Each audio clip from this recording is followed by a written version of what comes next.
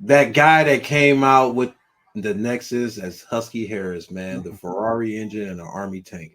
Man, I never I never forget that catchphrase because I'm like, man, that's actually badass. I actually like it. I'm like, damn, boy, that'd be a hell of a thing, man. An Army tank with a Ferrari engine like that. Yeah. Would it really run? Could it really could it really go that fast? Like, man, I always wondered that. But to see him to come from that and to kind of go back and come back as Bray Wyatt, the cult leader, the eater of worlds, the guy that we uh you know we followed him. When he told us he was here, we believed him. When he said he's got the whole world in his hands, we sung along with him. Yeah. And to have that type of capability as a wrestler is extremely extremely important Yeah. to be able to go out and to cut a 10-minute 15-minute maybe 20-minute promo and keep the crowd engaged throughout it. So what's going on, Benjamin, man? So it wasn't over yet. It wasn't over yet. We were glad to see him come back. um Much disarray to some people how they felt when he originally came back.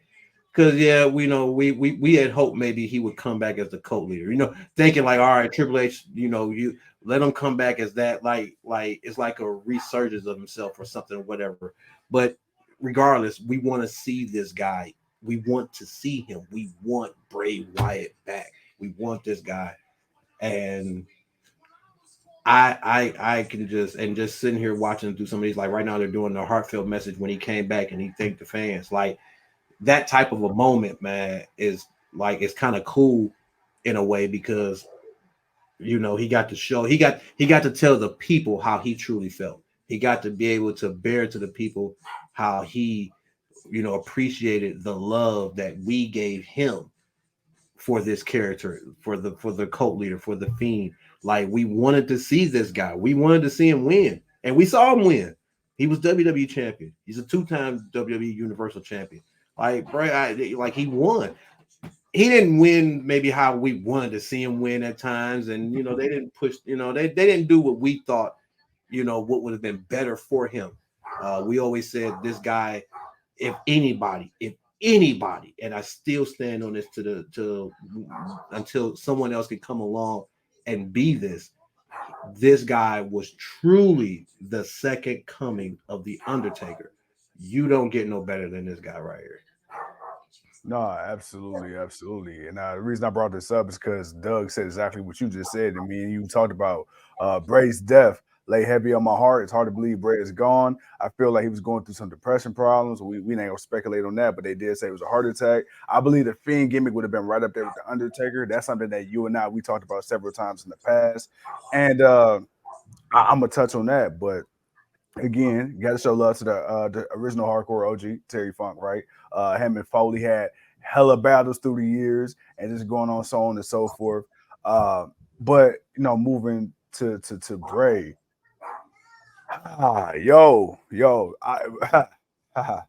It's too Bray, he wasn't done yet, man. He wasn't done yet. I understand God called, when they say God called you home, but he wasn't done yet. and the thing is, uh, I won't forget. It was you, me, and Flawless at the Parma compound, SummerSlam, eating some Antonio's pizza. And I remember, bro, like we was so hyped because up until the Fiend actually debuted, all we was getting was the Firefly Funhouse Mr. Rogers Bray. So Right. everybody was kind of wondering, like, okay, like, yo, what is this Fiend character actually gonna be? Because like we never really knew. He always alluded to it, but we never knew. And then when he came out with his head as a lantern, and you got to let me in, and he came out, bro. It was the middle of the day. when we was watching that entrance. I'm like, yo, it's creepy as shit. Like it was so bad that parents literally wrote letters to the WWE Awesome. saying how It was scary awesome, dude. When the he came gimmick out with that lantern with the Bray Wyatt with the with the coat mouth beater head open. over, like, bro, like, yo, this dude is sick, and I love it. I love everything about it. And the thing was, like you said, you know, and especially in a such a reality based era now, right? Where especially when you got social media and athletes and celebrities and everybody, there's not as much of a mystique. There's not as much of, you know, that curiosity to a celebrity or to an athlete now, right? And so, you know, even the Undertaker has broken character after 20 plus years. And he's coming out, he's revealing things, you know, that's going on in the industry, which he would never do 10, 15 years ago. And to have a guy like a Bray Wyatt reinvent himself, literally every single version of himself was believable. Once he left the Husky Harris gimmick, when he became the cult leader, bro, people fell in love with it. It was like Undertaker comparisons then. When he came back as the Mr. Rogers character, it was like, okay, it had some legs. He used it when he needed to. But when he debuted as the Fiend, it was like, because Bray, we seen Bray start, stop, start, stop, start, stop. And every single time we got behind Bray, because just when you thought like WWE or personal stifled his momentum, he found a way to bring it back. And when he came back as the Fiend, it was like, yo, we didn't have anything like that since Taker. But Taker was believable for so long already. Taker already had 20 years of skin in the game. It's like there's no way in the 2019s, 2020s, somebody's going to believe in a character like this and it actually works and not be a comedic gimmick. So the fact that he made it so believable, and it was like, yo, this dude got something here. It was amazing. And then I know the promo that everybody talks about when he came back and he gave that heartfelt promo. And he's like, yo, this isn't me playing the character. This is me being who I never was allowed to be in front of you guys. And that's just genuine me. Right. Right. And that's what I think when Earl said imagine being in creative and having to live with the fact that you completely missed with Bray. And I don't even think it's creative. It's Vince. It was Vince. This was Vince's decision. Anything and everything was final. That was Vince's decision. So it's more on him. But hey, wrestlers pass away every day. He ain't feeling that remorse. And you hear the stories of, you know, and I don't want to hurt too much on the negative, but you hear the stories of, you know, Vince and Bray butting heads on the creative side. Because for a while, it was going Bray's way. And then Vince eventually had other visions for it. And him and Bray just wasn't able to. And the thing was, man, you know, that match at WrestleMania, you know, when he got burnt up, and I'm like, oh man, they're not doing this. They are not to the character already, but needless to say, you know, but we understood there was a reason for that afterwards. So it was we understood that, and then the fact that we just lost, you know, Luke Harper, Brody Lee, not long before that, it kind of hurts even more as a fan because it brings me back to Eddie and Benoit, how close their deaths were, right? It was like, you know, Eddie passed, and then it was like a year or some change later. It was like, damn, now Benoit, and you know how close they were. And, you know, to see Brody and how heartbroken Bray was over that. And to now, it's like, yo, like you say, man, to see my boy Eric Rowan, man, like my boy, like I nobody ain't going. I know him and Braun Strowman going through it. Like I know they going through it, like, bro. We just buried one, man. Like why? No, we're no, like we're not supposed to be doing this again. Not to belittle, you know, anybody else's, you know, passing, but you know, well, Funk was a little up there, right? So it was kind of one of those things where it's like it's unfortunate, but it was like, you know, he lived life, quote unquote. Bray, you know, again, we're relatively young fathers, you know, respectively compared, and it's just like, yo, bro, like our kids ain't really lived yet, you know? And it's like for him to not be able to see his kids to grow up and to really just live and even make it out the house. And it's like, bro, you ain't even hit 40 yet.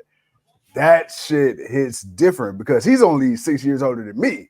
You know what I'm saying? Like we're technically in the same age bracket. So it's like, bro, like it's wild. It's wild. It is. But It I is. will say this, and I'm gonna give WWE and I'm gonna give Triple H and whoever else involved. I'm gonna give them a lot of credit. If it's one thing WWE does well, it's production. But I feel like this one tonight with Bray Wyatt and Terry Funk as well. I feel like this show was very well put together, especially on such short notice. I really feel like within a 2 hour span, they really did a great job of capturing the memories and the essence and the impact of Bray. Well, I mean, I think that's the big thing about it. You know, is they're focusing. It's so much focused on that, and they're still giving you wrestling. So, and they're giving you good matchups. Like, Yeah. so it wasn't like you wasn't. You know, we hasn't been no bad matches. That tag team match was pretty good. So and right now, LA Knight and Finn Balor look like, oh shit, LA Knight just pinned Finn Balor. All right, there you go, right there. Yeah. Yeah, but With 4 minutes left. right, man, like, but that's the type of but that's the type of show it was, man. It was a good, Yeah. entertaining show. We're all sad and we're mourning. We're celebrating, but the show must still always go on. Howdy Harper Braun come. Man, that would have been something. But yeah. Doug says Terry was a tough old crazy man. He could make you laugh, which he did. I ain't gonna lie. Chainsaw Charlie made me laugh quite a few times. But yeah, no, man, it was definitely it's just definitely was too soon. Um, we were we were still we were still waiting to see. Oh, they turned the lights out for the last time. Uh, Yeah, man. yeah, I like it. I like Yeah. it. I like it.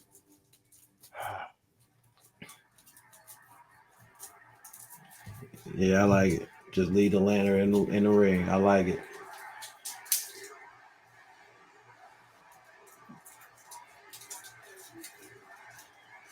I like that picture. Yeah. Yeah. Yeah.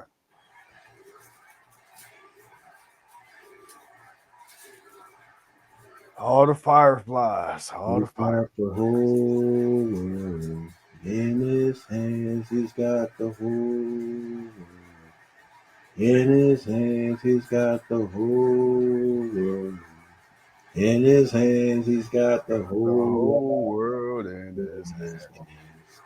hands. Hey, bruh, man, Yeah. Yeah. man, you. Whew. Every time he came out, them lights came on. Every time they came out, them people had it lit up. Damn, man. Ah, Like WWE, man. that Kudos. never felt like Kudos every on time you seen that lantern come out, you just knew you just slow walked it and followed it all the way down to the ring until he yeah. blew it out and then the lights came on and then the crowd be like, yeah, let's go. We already know what it is. What's up? What you about to say? What you about to do? Who you And about then to they fuck with today? and then they Let's go. and then they do the praise gonna kill you. Man, yo. And then the crowd just get to chant along. He's got the whole world, and it's like, bro, like really, you just. But to be able to captivate people like that, Yeah. like Yeah. that is a must in this business. And And he literally had the whole world in his hands. When you look at Bray, like you spoke about the Nexus group and the Husky Harris gimmick. When you look at that, we understand Bray Wyatt's lineage, right? IRS, Michael Rotunda, we understand that. But right, for him being a multi-generational kid, a lot of times that either works for you or against you. But he right. had a foot in the door. But that Husky Harris gimmick was never going to get over. And the fact that he was able to take what he was as Husky Harris and he was able to cultivate that into what we know as Bray Wyatt.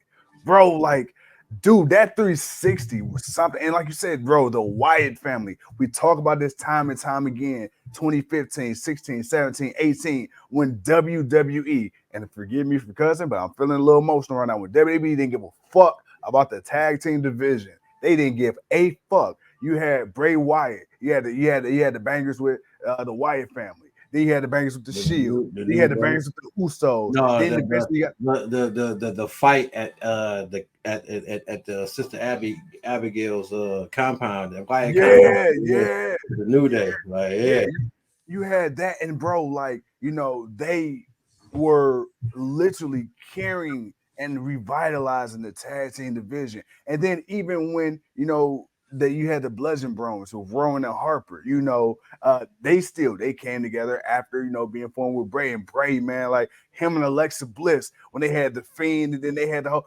dude. I really truly wish they could have finished that off and paid that off. Alexa Bliss says so many times how she wished that her and Bray they could have went a little longer, because you kind of had that Joker. Where it was going, it was like, oh, this is about to be good. It was getting good. And it went where it went. It was like, this cannot be where y'all. And that was the thing that hurt so much, because we knew this could not be what y'all were headed to. This could not be what the finish of this was, man. This was supposed to be something different, especially for her, because she was supposed to transition to, and I think that was supposed to transition her to being a champion, and then he would be transitioned to maybe being a champion. And they both just kind of go crazy running through WWE, which is fine with me. But as right now we're switched to Rampage, and we got that boy Orange Cassidy coming out. AEW is gonna show a tribute, man. WWE ain't that cynical. No. And WWE, Impact Wrestling, they've all posted on their social medias tribute videos and things of Bray. And when that's the one thing about the wrestling community that I can say, the forbidden door is truly broken down, is when a wrestler passed. No, you don't do that. You ain't, no one company got no right to celebrate one person, regardless if they were there or not. So they can do it in their way. And they may use some WWE stuff, but they may use some stuff that we don't know they have. It'd be more personal pictures and stuff with family and friends, that people who aren't there that were able to contribute. So we'll see what happens if they. I doubt if they do something tonight. If they planned it, it may happen more on Sunday.